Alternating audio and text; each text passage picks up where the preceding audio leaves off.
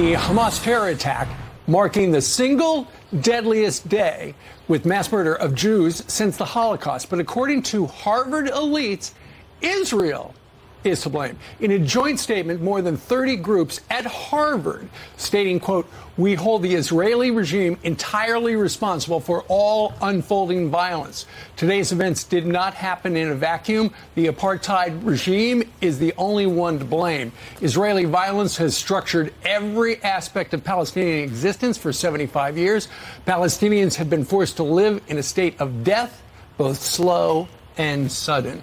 Moments ago, Harvard itself finally addressing the attacks in a statement saying, in part, "We want to emphasize our commitment to fostering an environment of dialogue and empathy in a time of unimaginable loss and sorrow."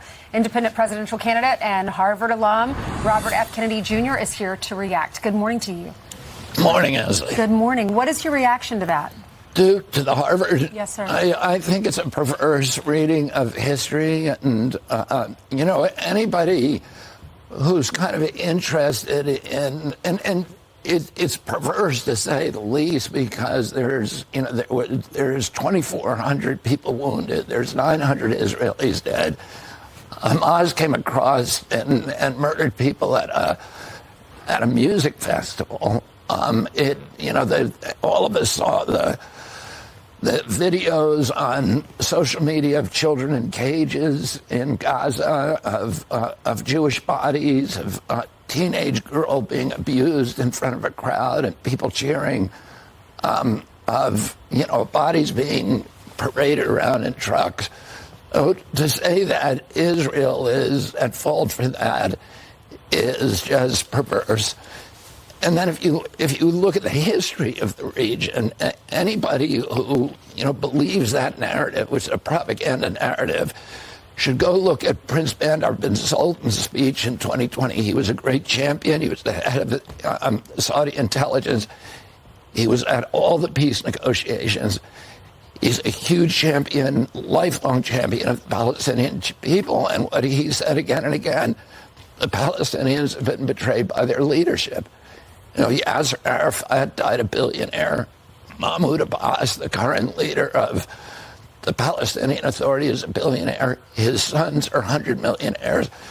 They keep their people in poverty. Again and again, the Israelis have offered peace on extremely generous terms. The Ehud Barak in 2000 offered again and again, 1937, 1947, 2000. The Israelis have wanted to trade peace for land. And they, again and again, the Palestinian leadership has betrayed its own people by refusing to even negotiate about that, or refusing to a counteroffer. So there's a long history. Anybody can read it.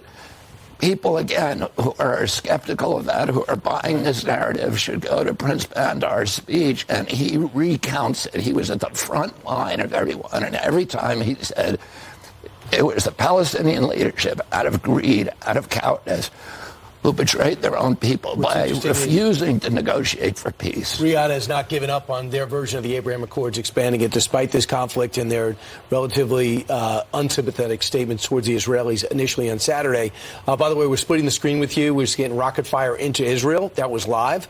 Now you're seeing some of the rubble inside Gaza. What's interesting is Gallup did a poll, and they asked Democrats how you feel about the Palestinian-Israeli conflict.